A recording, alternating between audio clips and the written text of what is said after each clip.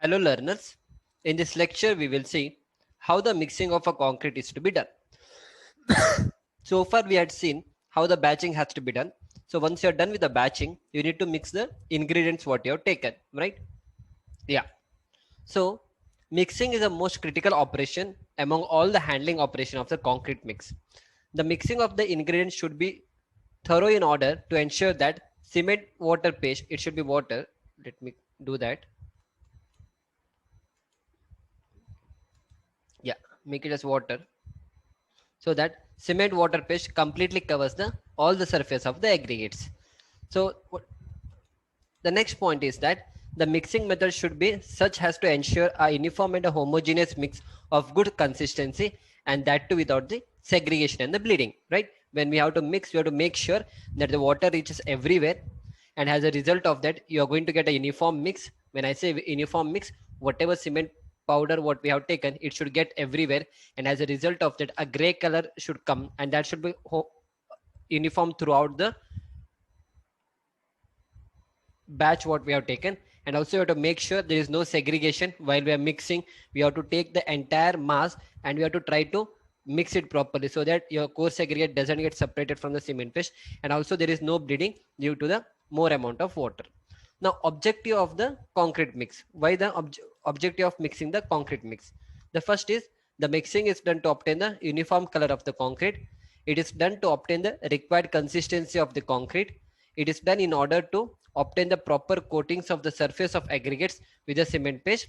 The proper mixing improves the quality of the concrete, and also it develops the strength and behavior of the concrete. So these are the objective why the mixing has to be done.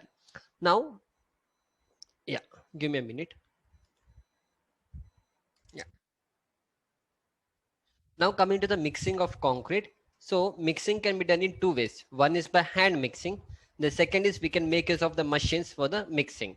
So first we'll try to see what is hand mixing. So this hand mixing, it is specially used for the small jobs. Hand mixing is done over an impervious floor, so that what will happen when you try to add the water, the floor should not absorb the water. Hence it is written impervious floor. The sequence to followed for mixing are as follows. Measured quantity of coarse aggregate and fine aggregate are spread over the floor in the alternate layers. Then the cement is poured over it and ingredients are mixed dry with a shovel until uniformity in the color is achieved. The mix is spread out in the thickness of 200 mm and the water is sprinkled. Up to here we'll try to see. Let us say you are going to create a platform. Either you put it on the floor, or sometimes what we do, we try to put a aluminum sheet or something like that on the ground, so that my concrete will be prepared over that. Let us say this is a big aluminum sheet what I have taken. So always remember, first we are going to put the coarse aggregate. So first I'm going to spread the coarse aggregate in this way. Let us say these are the coarse aggregate. Okay, this is how we prepare, and inside that we'll try to put the fine aggregate, right? And then you have to first mix it thoroughly so that everywhere it reaches. And after that again you can make a small hole here. Then you try to add cement again, and then again try to mix it completely, so that what is going to happen, uniform color is achieved everywhere.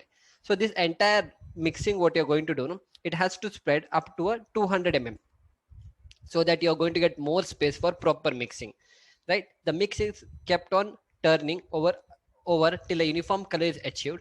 The mixing time should not exceed 3 minutes.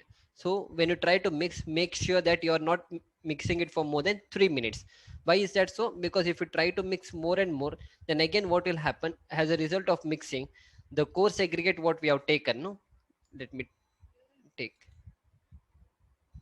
the coarse aggregate what we have taken, due to more mixing, this coarse aggregate will have attrition in between them. That is, they will try to hit each other, and as a result of that again fine powder is going to get generated.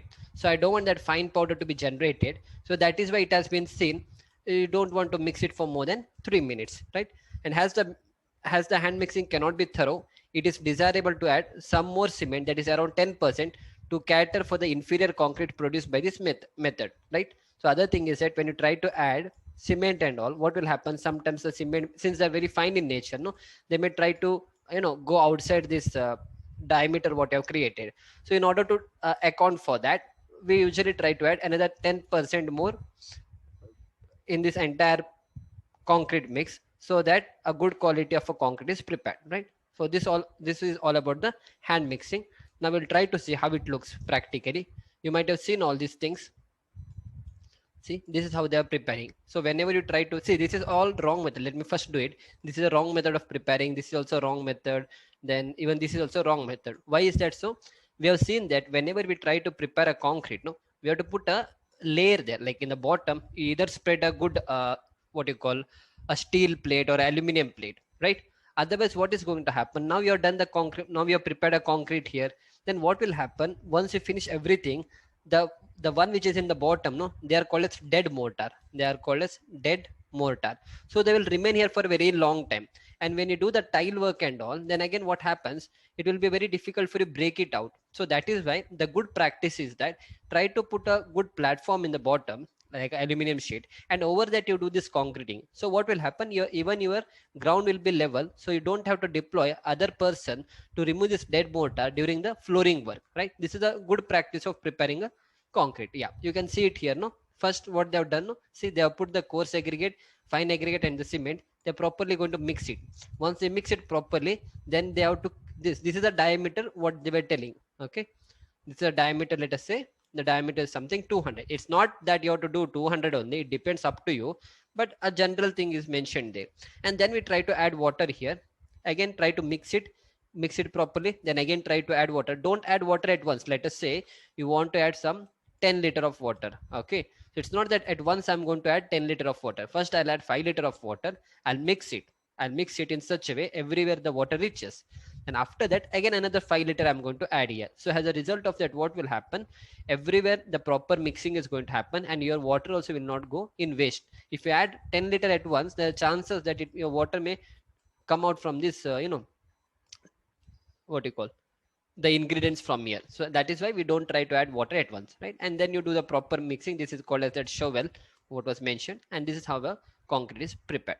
Yeah, so I hope all this basic understanding is clear.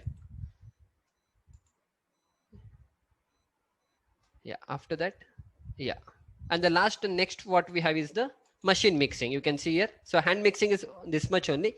Coming to the machine mixing, we'll see how the machine mixing is to be done. Yeah, so you might have seen this is a general practice what we follow everywhere. This is called as machine mixing. So what happens in machine mixing, we'll try to see that. Nowadays concrete mixers are very common and are frequently used even for the small works. Many type of mixers are available for mixing the concrete, and they can be classified as a batch mixers and a continuous mixer. So batch mixers produce concrete batch by batch with a time interval, whereas a continuous mixer produces continuously without the stoppage till such time the plant is working.